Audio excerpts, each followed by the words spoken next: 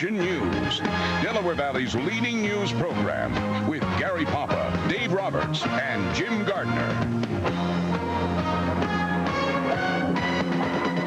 His name is Mitchell Guilliatt. He is described a self-described wanderer from the state of Nebraska, but today he forever carved a place for himself in Philadelphia lore. Hammer in hand, he launched an assault against one of the country's most coveted symbols of freedom.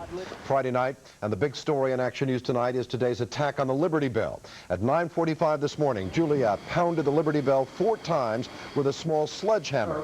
And while the bell was not seriously damaged, it did show some scars from the assault. And we have several exclusive pictures showing Guilliatt being immediately subdued and handcuffed by a park ranger. The attack against the bell happened in full view of a group of tourists from Pomona, California. Here is another picture where you can clearly see Guilliatt's face. Witnesses say he yelled the words, "God lives on," before whacking the bell. And this picture shows a park ranger holding the hammer in his right hand. Guilliatt is still on the ground in the background, and we magnified that picture to give you a close-up look at the weapon. The head of the hammer was 3 to 4 inches long. Action News reporter Matt O'Donnell is live at the Liberty Bell Pavilion tonight on Independence Mall. Matt, the bell was cracked once before, but it held up pretty well today. That sure did, and that's what some of the experts that analyzed the bell are saying today. Federal authorities say a man armed with a steel mallet and a backpack with a Bible inside assaulted a world-renowned national treasure we like to call the Liberty Bell. He could face up to 7 years in prison, but first the courts have to decide if he's even competent to stand trial. God is one body in Christ. 26-year-old Mitchell Allen Guilliatt was born in Nebraska, has a last known address in South Dakota, and tells federal authorities he's been wandering around Philadelphia for the last 2 weeks. What investigators cannot figure out is why he allegedly took a 4-pound mallet to the Liberty Bell. He was just slamming it and screaming. It was 10 this morning. A group of people were learning about the famed bell's history when Guilliatt allegedly pulled out the steel mallet, seen exclusively in this photograph, and pounded the bell 4 times. All of a sudden, he just started hammering and hammering, saying something like "God lives" and "freedom" or something. I turned this way, and he started banging on the Liberty Bell. I mean, whacking it really hard. Authorities estimate the damage at more than $500. A conservator from the Philadelphia Museum of Art inspected the bell and temporarily painted over the chips with an acrylic paint. He considers the vandalism minor, but is nonetheless outraged. It's always horrible when somebody, for no good reason, destroys a work of art or a treasure, in this case, that so many people value. In federal court, Guilliatt insisted that the judge allow him to represent himself and continued rambling about God, saying, "We are all one body in Christ, and God is the judge over all of us." The judge ordered him to a federal lockup and to undergo a competency exam. He took freedom of speech to the next level. It was horrible. It was scary. Results of Guilliatt's competency exam will be released during a federal court hearing on Wednesday. The Park Service still plans to move the Liberty Bell to a new location, maybe now more than ever, because they want to restrict public access. Live at Independence Mall, Matt O'Donnell, Channel 6 Action News. Thank you, Matt. Also live near Independence Hall is Action News reporter David Henry. And David, we haven't seen too many attacks against Philadelphia's historical treasures, but security has to be a 24/7 proposition. Well, it certainly is, Jim. And the sad fact is that there really is no practical way to entirely protect a national treasure like Independence Hall here from a determined madman or terrorist attack. But the National Park Rangers say they are prepared for just about anything. Our job is to make it as hard as possible and to stop damage before it gets beyond repair. Independence National Park is said to be the most historic square mile in America, brimming with national treasures like the Liberty Bell and Independence Hall. The buildings are crammed with historic documents and artifacts. The friendly men and women in green who patrol the park are more than tour guides. They're a well-trained police force. Our rangers are trained. We have 24-hour law enforcement who are federally trained law enforcement officers. They're always around. And we take other precautions that are maybe non-human, but that we don't talk about because we don't want to compromise them. The Park Service won't discuss its electronic surveillance and other out-of-sight security measures. Even after today's attack, there are no plans to restrict public access to the Liberty Bell and other historic sites. The bell will soon be housed in a new pavilion on on the mall. But even then, it will still be close enough to touch, which is discouraged but not forbidden.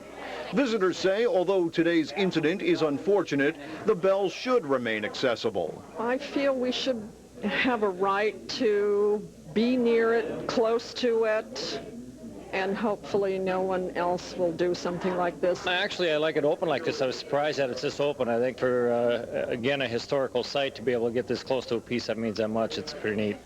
We love our symbols of national freedom, and we like to get close to them, and it looks like it will stay that way. The National Park Service may be a bit more vigilant, but for now, there are no plans to keep the public further away from symbols like Independence Hall and the Liberty Bell. Live at Independence National Park, I'm David Henry, Channel 6 Action News. Jim? Thank you, David.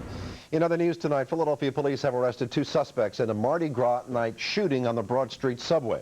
Police say that after getting on the subway here at Broad and South, one of the 2 men shot a passenger in the chest as the victim tried to break up a fight. Fortunately, the victim will be okay. Police got a description of the 2 men and then searched 8 hours of videotape of the unruly Mardi Gras celebration on South Street. Based on the description, including the 2 expensive leather jackets worn by the suspects, police singled out these 2 men, including Anthony Coles, the alleged shooter. He is the shorter one on the left. The other suspect is still at large, but word is an arrest is imminent. Police today explain what led to the arrest. Malicious partner, after that incident, then began paying money to the mob. And Natale said he was glad he got a chance to meet Militia. He was really a nice guy, and he was glad he didn't die. The defense will anxiously go after his testimony, Ralph Natale's testimony, beginning Monday morning. Live in Center City, I'm Kathy Gandolfo, Channel 6 Action News. Jim? Thank you, Kathy. The Philadelphia. Breaking news in Montgomery County. Chopper 6 was over the scene just moments ago in Upper Moreland, where a freight train slammed into a car. It happened along North York Road near Fitzwatertown Road. Medics have rushed 1 person to Abington Memorial Hospital, where the victim is now being treated in the emergency room. We are seeking more information, of course, and when we get it, we will let you know. Now, the latest on this morning's attack on the Liberty Bell in Philadelphia. It happened suddenly before tourists and officials knew what was going on. A man by the name of Mitchell Guilliatt was pounding the Liberty Bell with a small sledgehammer, and just as quickly he was on the ground, tackled by a park ranger. As for the bell, a few more dents and bruises added to the scars of 249 years of use and abuse, but still standing proud as a symbol of freedom. Let's go live to Independence Mall tonight, and Action News reporter Vernon Odom. Vernon, you've got the full story and new information on Mitchell Guilliatt. I do, Jim. There are a lot of people walking around Independence Mall tonight, but still there is a very eerie stillness and feel here tonight. From Nebraska, word that Guilliatt's grandmother says he's never been in trouble with the law before, but she has long feared that he was becoming a religious fanatic. What's that? God lives. Excuse me? Why hit the bell, sir? God lives. Mitchell Guilliatt continued to invoke God's name as federal police led him away from Independence Mall. Witnesses said he was shouting about the Lord when he pulled a 5-pound hammer from his backpack and forcefully struck the bell 4 times, superficially denting the freedom symbol before a park policeman tackled him, as you see here, and wrestled the hammer away. Small pieces of the bell found stuck to it. Mitchell and other tourists had been listening to the standard presentation about the bell, witnesses say, when suddenly he exploded. I seen a man yelling out, "God lives on," and then he'd start banging on the Liberty Bell. I thought it was gunshots. Started banging on the Liberty Bell.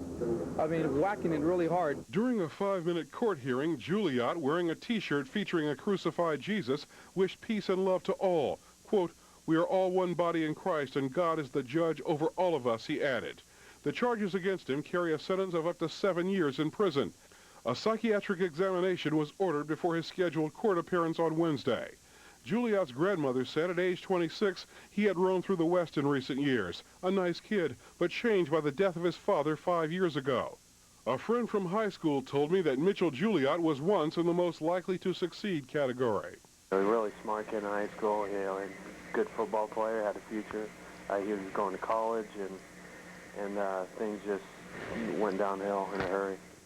You think it had to do with the death of his father? I think that was what set everything off. I don't know for sure, but it just seemed like since then you know, he's been searching for answers.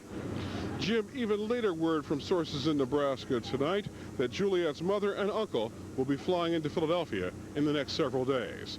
Live at Independence Mall, Vernon Odom, Channel 6 Action News. Thank you, Vernon. Now let us introduce you to the woman who supplied us with the pictures of Guilliatt after the attack.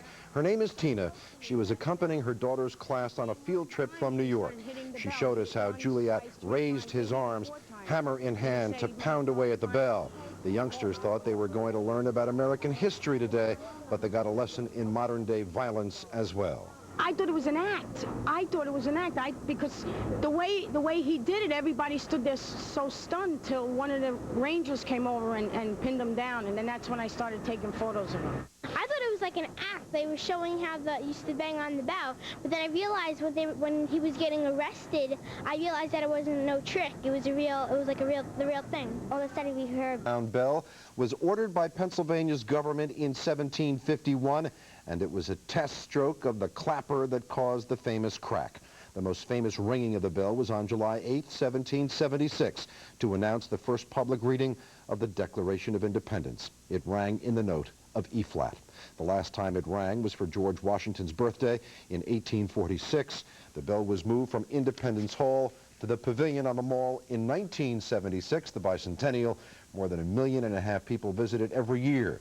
A single summer weekend can draw up to 20,000 people, 10,000 each day. The damage to the Liberty Bell is not overly serious, but repairs will have to be made. Action News reporter Dan Quayer is live on Independence Mall tonight. Dan, what has to be done and who will do it? Well, Jim, already officials are working on lining up experts to determine what, if any, internal damage the Liberty Bell may have suffered. One renowned metal expert is already on the job, with more on the way.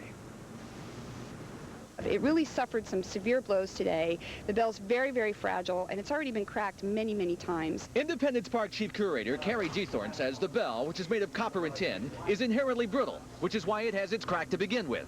The impact on it is actually magnified because it's an unstable object. What we really want to determine is how much integrity does the bell metal still have. Already, an expert from the Philadelphia Art Museum was brought in to make temporary repairs designed to protect the interior metal from dust and dirt. We've simply, as it's called, touched out or painted the areas where the hammer marks left bright scars on the surface of the metal. Linz is a nationally recognized figure. He helped in the restoration of the Statue of Liberty, as well as the restoration of the historic William Penn statue atop City Hall. Lynn says on the surface, at least, the damage to the Liberty Bell appears relatively superficial. But x-rays and other tests will be needed because of how fragile the bell really is. We could expect that there might be some evidence of damage internally. We're certainly going to look for it. Meanwhile, security has been heightened in the Bell Pavilion, and the rope stanchions around the symbol of liberty moved further out. We've moved them out slightly to make sure that people stay a respectful distance from the bell. The incident comes as construction of a new home for the National Monument is underway. The new pavilion, set to open in 2002, will be made of bullet and bomb-proof glass. As for security measures in the works, we'll have different means of security, and we haven't completed the plans on that yet. But Gethorn says you can bet they will rethink those security plans as a result of this incident here today. They will be working on that over the next few weeks, as well as assessing any long-term damage that the Liberty Bell may have suffered that could worsen over time. Live at Independence Mall, I'm Dan Quayer, Channel 6 Action News. Thank you, Dan.